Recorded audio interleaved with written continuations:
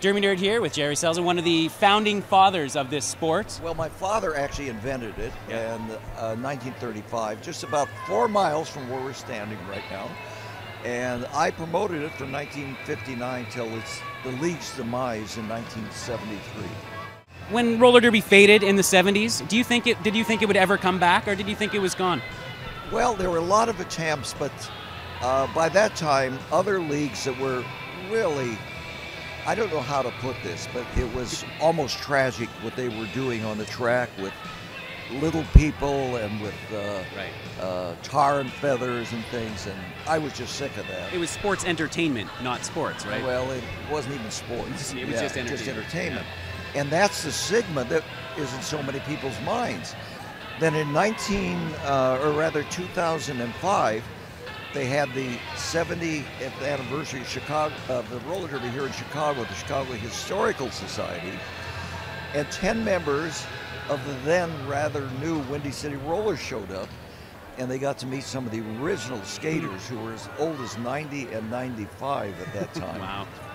And the next night we went out to see the Windy City Rollers, and I was fascinated with what's going on. Now, as you know, the rise of this skating worldwide, I think they're in 20 countries.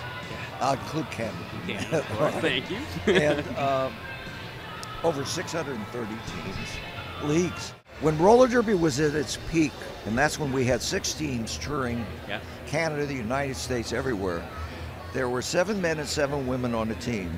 So the entire International Roller Derby League composed of 84 players. And when you think I've heard there's as many as 30,000 competing right now around the world. It's amazing. So the skating is just accelerated to the point that I went to the Western Regional of Sacramento because I live near Sonoma, California. And I was amazed at how the teams now have really got the concept of the game, which is not about the jammer, it's about the pack.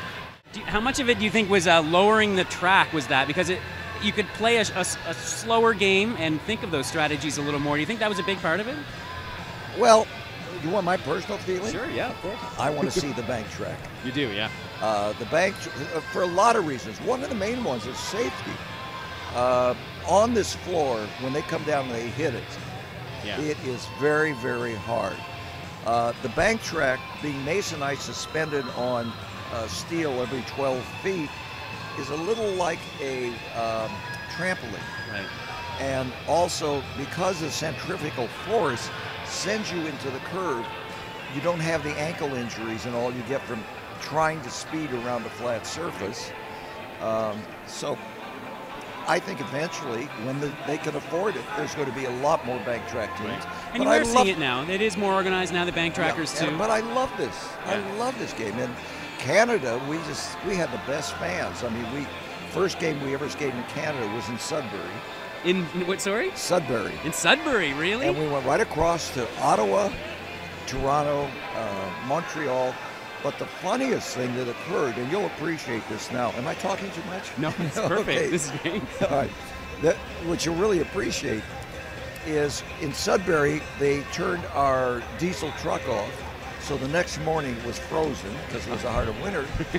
We went on to Ottawa, and there was this wonderful, it wasn't an arena, I'm not sure what it was, with a parquet floor, and the track didn't arrive.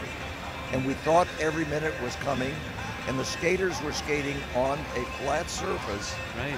And we had to call a game because we all agreed you couldn't skate roller derby on a flat surface. That's hilarious. That's the first time I've ever told that story. So wow, when was that?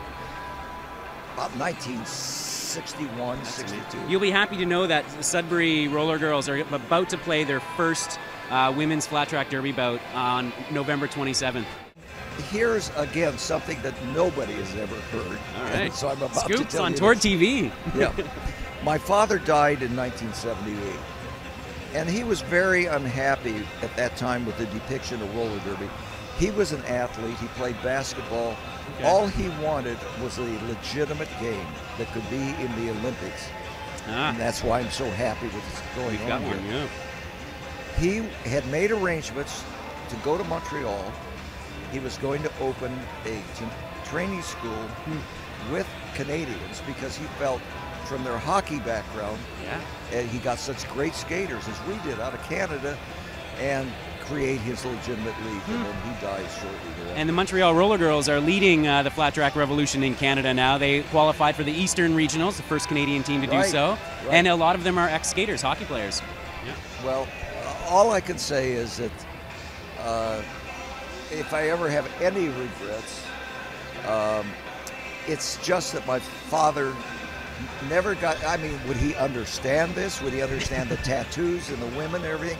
Because everybody thought when the game was going to be legitimate, it had to be men, not women. Yeah. Any predictions for today? You saw the finals. You saw Rocky and Ole play, right, at the Western Regionals? I can't choose sides. I love every roller derby team in the world. So you're cheering for the sport today? I'm here for the sport, and I love meeting people, and you know, it's given me a few years back on my life. Nice, that's great. Well, thanks so much for your time. It's been an absolute pleasure. Really nice to meet you.